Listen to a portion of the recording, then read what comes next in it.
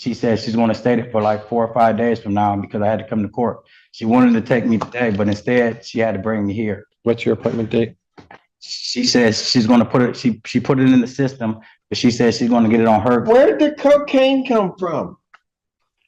Your name? Terrence Smith. All right, I have a plea form. Is that what we're doing today? That's correct, Your Honor. There's two different things, and I don't want to hide the lead. There is a violation as well that should be in the file. Yeah. That's correct, Your Honor. Defense counsel, I did have a chance to discuss that. I told Mr. Kirkus I wasn't sure if the court would want to move forward with the plea today. I'm not going to want to. Regarding the violation, there would be an admission, and with that admission, he has worked with CMH and gotten into additional programming. He was dropped off here today by My counselor. and he wants to continue to have negative tests, but obviously there's the positive test that just happened. Well, the problem that I have is that the last testing that he has, he's been unable, then he missed a sample on October 6th. I'll accept his admission, but then on October 6th, he's negative, but then he just comes back positive for cocaine. There was issues with his rent, and he's worked with his counselor, and he also wants to address the court. Go ahead. Well, I think he's. Go ahead. What do you want to tell me? As far as what I can tell you, to being bluntly honest, well, I had a eviction on my door because I had my son living with me. So after that, I got that fixed.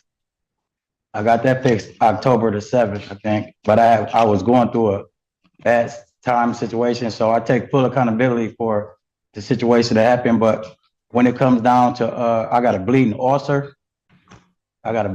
So when I called Cheryl, I told her I couldn't make it in because I was going through a bad spot, but she didn't answer the phone. So I still came in, and I tried to use the bathroom. I got bipolar depression, anxiety. I waited a whole hour. And because she told me I can wait in there.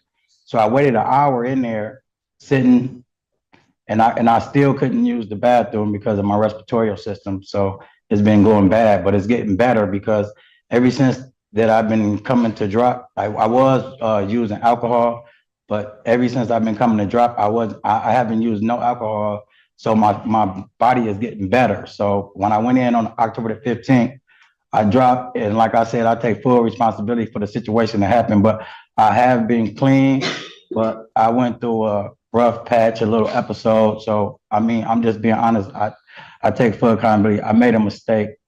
I went down there, I told my counselor. So my counselor, they didn't want me to ride the bus. So they brought me here. You have an upcoming appointment? She made an appointment for CMH to get, I got an appointment for CMH to go in there and talk to them. She said she's going to stay there for like 4 or 5 days from now because I had to come to court. She wanted to take me today, but instead she had to bring me here. What's your appointment date?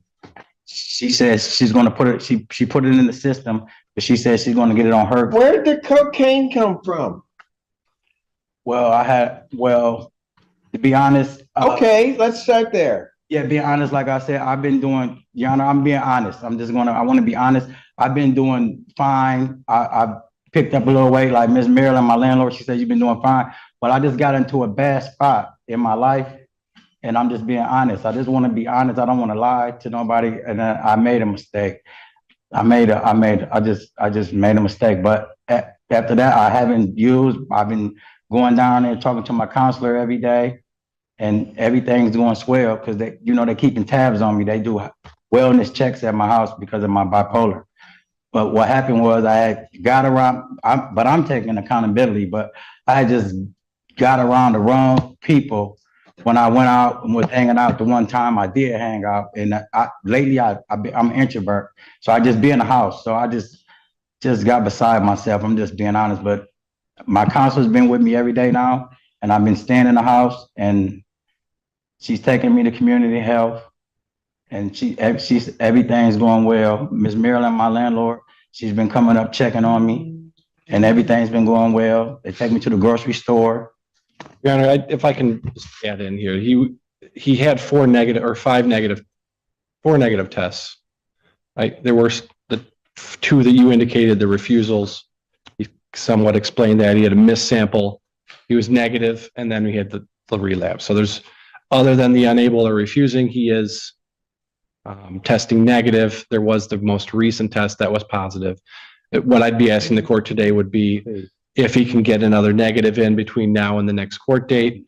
Obviously, that's a very good indication that he is telling the truth and he had a bad night with the positive test. But I went and told my counselor, and because I quit drinking alcohol, and like I said, I've been gaining weight. I've been doing everything good, and I went and told Miss Jenna and Miss Marilyn, and after that, they've been coming to check on me every single day. And I go downstairs, I play ping pong, dominoes, and they read books with me.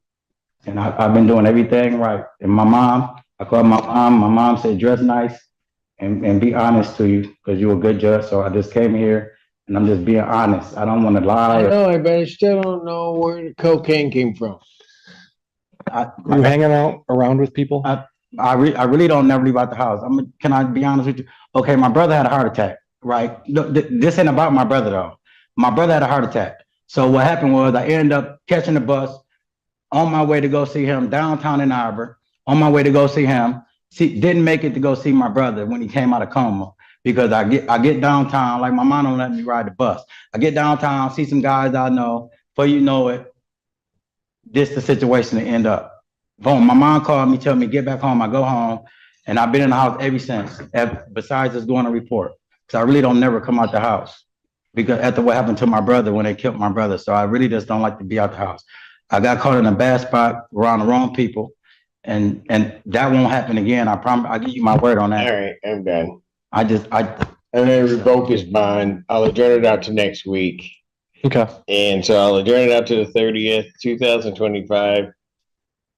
Maybe by that time you can give me a straight answer. I'm not going to take his plea today. I'll hold on. No, I said I did wrong. Defendant is committed to the violation. Defendant's remanded. Southbound. We'll come back. Can you grab my jacket right there? Yep. I'll come and see you in custody. Thank you. Sure. This is exactly why courtroom moments like this are so compelling. It's not just about what happened.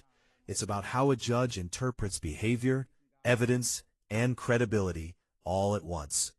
A single statement, a single report can shift everything. So what's your take? Was the judge being fair or too harsh? If you enjoy breakdowns like this, make sure to subscribe, like, and share so you don't miss the next case.